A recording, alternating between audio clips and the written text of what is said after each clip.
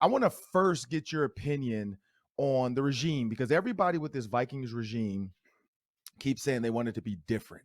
It's Mm, hard to be different when you already have a pedigree of players that can get you into the playoffs this year. And so mhm. you can't really uh, throw the bathwater or the baby out with the bathwater, whatever that saying goes. You think Mm. about the Gophers; they've had to rebuild at times, and Tim Brewster was an absolute idiot when you look at what Glenn Mason had done before him. Not an idiot as a person and thinking, an idiot thinking that I need to completely redo, re-recruit, change everything when I just replaced the coach that had been at 8 bowl games in 10 years. I think that's what this regime is looking at. Like they have a team and a quarterback and receivers, linebackers, defensive ends. We just need to take a couple pieces and tweak it. So, what is your initial reaction of this new regime? Well, I think, Ron, first of all, pleasure to be on the show. Always love chatting ball with you. I think when you look at this new regime, it always starts at the top, right? I mean, you look at the Yeah. Wilfs and the message they sent Kwesi and Kevin O'Connell right out the bat. Hey, we are not going in the rebuild direction. So if you're going to take this job, you have to roll with Kirk Cousins as your quarterback. Forget all that. Moving on from Kirk, what can we get for him? Can we get a first round pick? Can we package that and get a Malik Willis or Kenny Pickett? No. We think this core roster, this nucleus, is good enough to compete as is. So if you're going to take the job, know that going in. And I think obviously they've committed to Kirk. They've committed to a lot of this talent. They got those core pieces back, like Daniil Hunter.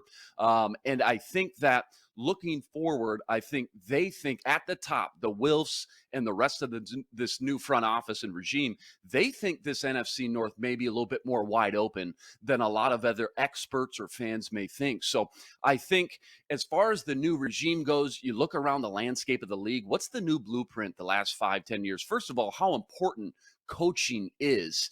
And second of all, it's the new young coaching wave and this pass happy league, this the spread them out 3, 4, 5 wide. You hear 11 personnel a lot. You're going to see a lot of 3 wide receiver sets with Kevin O'Connell. The other thing I think about with Kwesi, coming from Cleveland, working with Andrew Berry, there was a few things that they specifically always did when it related to the draft. We're getting into draft week now, just 3 days away. For example, they always targeted young prospects. I mean, if they were over 22 years old, for example, they just crossed them off the list. So it's an interesting draft class this year, Ron, because of the Mm-hmm. COVID and you had that extra year. A lot of these guys stuck around an extra year, that 5th year. So, first of all, a lot of these guys are older. Are they going to have to bend those rules a little bit? Are they going to have to dip in some more 22, 23-year-old prospects?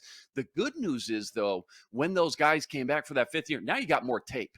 Now you got more footage, and you can analyze these guys better as they do come out. So it's going to be interesting to see. I would expect Kwesi to have a similar philosophy as Andrew Berry this weekend at the draft, but they may have to, again, bend some of those rules because of just how unique this draft class is, particular compared to other drafts we've seen in the past. And what are your thoughts? So when everybody like me, I'm going cornerback. I think it's just it's Yep. an easy slam dunk. It's a lot of Hmm. cornerbacks in this draft. When you look at Derek, because Ahmad Gardner, I think he's going to be off the board. He's going to go early. Yeah. They're saying anywhere from 2 to 9. He's probably gone. Hmm. Andrew Booth, and I really wanted him because he's from my Yeah. high school. I know his family. Mm. I know his coaches.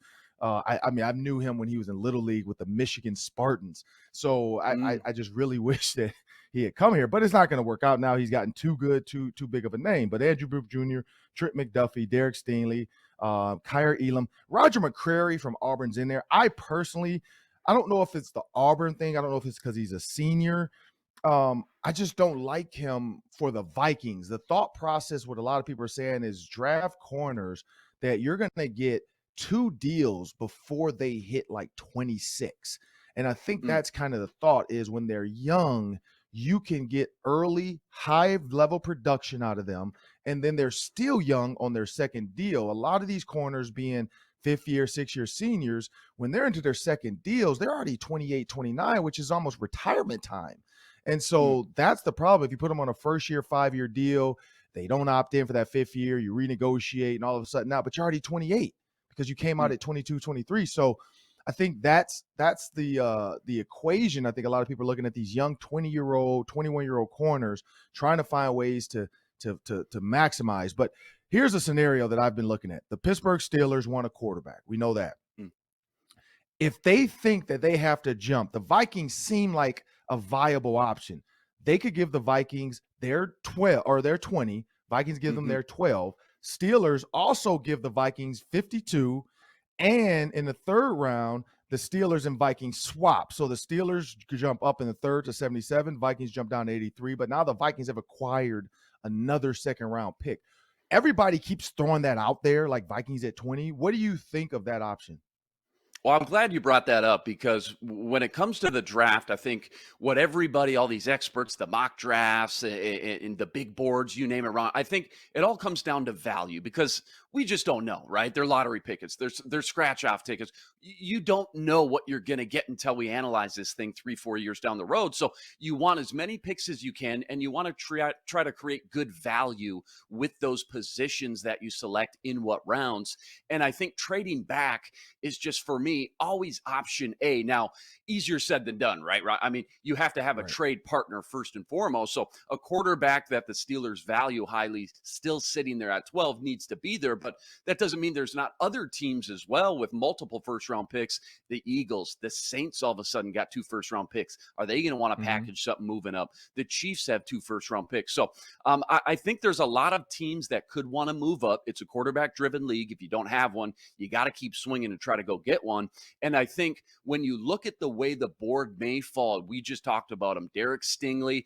If we're having this conversation 2 weeks ago, Ron, Derek Stingley's a viable option at 12. All of a sudden, it sounds like he may be gone in the first 10 picks. Ahmad Gardner, he's going to be gone, like you mentioned. So when you look at the next tier, the little bit of drop off, Trent McDuffie, I know you and I have talked a lot about. Jordan Davis is another guy that you brought up that I'm really infatuated about. Can you get these guys if you move down 4, 5, 6, 7 spots? And again, get that extra value. The Steelers, I think it was just 2-3 years ago, they traded up, very similar trade situation from 20 to 10 with the Denver Broncos. They gave up an extra first the following year and an extra third this year. And remember, the Vikings don't have a 4th round pick for tight end Chris Herndon last year. So they may very well try to even maybe take a little bit less than they would in years past just to recoup some extra value and extra picks. They moved up to grab Devin Bush. The Broncos moved back. They draft Noah Fant. And I just think that trading back again is always option A. And especially when you look at the Vikings targeting a cornerback, there's a little bit of a drop off. You get down to that Trent McDuffie. You mentioned Andrew Booth Jr. from Clemson. I like Roger McCreary, although he does have the shorter arms and he is older. So he may just be crossed off the list altogether. But when you flip on the Auburn, Alabama tape, I thought he was the best defender on the field from top to bottom for all 4 quarters. I think the point is, Ron, there's a lot of options, though, if you move back. And it takes a little bit of pressure off that first round pick too, because as a new GM and a new coach, there's so much pressure to hit on this first round pick. I mean, if you miss on a first round pick, especially an early top 10, top 12 pick, it can set your franchise back 2-3 years. So a lot of pressure on this first year regime. If they move back, recoup some extra picks, get that 4th and some change, I just think it's a win-win for everybody. And you're still going to get a really good player like a Trent McDuffie, Jordan Davis, or a handful of other guys that they may be looking at right now. Yeah, and when you look at everybody kind of slating Derek Stingley Jr. to the Vikings at 12, that's most, I think it's like 85 or 86% of the mock drafts all think that's going to happen. Kenny Pickett is kind of what the Pittsburgh Steelers is, an easy option. I mean, he literally just has to walk like 50 steps over to the Pittsburgh Steelers facility with his equipment from the pit area. So they think that's an easy one for them. And everybody thinks that there's not going to be a quarterback taken until around the 18, 19, 20, because everybody before that, I mean, unless the New Orleans Saints, and that's where I think I was going to say Rick Spielman, Kwesi can play games, and not just Kwesi, but we've seen the movie Draft Day. That stuff really happens. I've been in the draft room before. I've been a coach with the coach, and so I've heard some of those conversations. I remember drafting Pierre Garçon, and everybody's like, who? And now look at him. I get him as a rookie, first day out there, he and I working out, 7 a.m. together. We're turning around, working out again at 4 p.m. together. Where he's just, and I was like, man, I see now what Jim Irsay was saying. Like, Mr. Irsay saw in Pierre what a lot of people didn't, which was this kid works hard. And so this is where the sneaky GM owner picks come, where the New Orleans Saints, everybody's saying receiver and Traylon Burks out of Arkansas. Mm. Also, there's a couple other receivers out there that they could possibly take, but that's just kind of the easy, it fits what they do. But do they really have a quarterback they trust? If they can keep throwing this rumor out, we're going to go receiver because we think we're fine with Jameis Winston or whatever we're going to do, and then they sneak in and take a Penny Pickett, who to them reminds them a little bit of a faster Drew Brees. He's not Drew Brees, but he's a faster version of this new style quarterback that you need, a quarterback that's mobile, more Aaron Rodgers legs is what he has. And so if they can scare people to think the New Orleans Saints are going to take their guy, then maybe the Steelers will want to reach out to the Eagles, the Vikings, the Ravens, and the Seahawks to say, hey, do any of you guys want to let us get up in there because we want to pick before the Saints? And that's that game that GMs play. So in my opinion, I think it can happen. I'm excited about Thursday. But last quick one for you. When you look at all the potential draft picks, and I know this is a wild card. This is like ridiculous reaction because people are going to be pissed. Do you think there's a way that Kwesi can end up like Rick and have 15 or like 12 first-round picks this year? Or not first, I'm sorry, draft picks? Well, again, I go back to value, and I know that kind of irked a lot of fans, but again, they're lottery tickets. I mean, look at how many late round guys, day 3 or even undrafted, say, that the Vikings kind of hit on over the years. Anthony Harris, J-Ron Curse, Everson Griffin's a 4th round pick, Stephon Diggs, 5th round pick. You just don't know. It's so hard, like you mentioned, to evaluate these guys. You mentioned Pierre Garçon, a great example there, that it's just tough to take all the different variables. There's a lot of different wild cards, and a lot goes into this. And I just think the more chances you give yourself, the better odds you have on a great return value-wise 2-3 years down the road. So do I think he'll end up with those 19 7th-round picks? Probably not. I think those days are long gone now that Rick's gone. But I wouldn't be opposed to, again, trying to stockpile, not just this year, but next year as well. Kwesi and Kevin O'Connell, they're not necessarily going to be on a short leash. I mean, they should have a 4 or 5 year window here to kind of build and develop and bring in their own kind of player and personnel guys that are going to fit their system specifically too. So I wouldn't be opposed to it, Ron. But I just don't think that we're going to see the days of Rick trading back 9 times on day 3 and recouping all those 7th-round picks. Well, I want to thank Luke Inman for joining me on the Ron Johnson Show. Luke, I want to give you guys something for your show. Think about this name.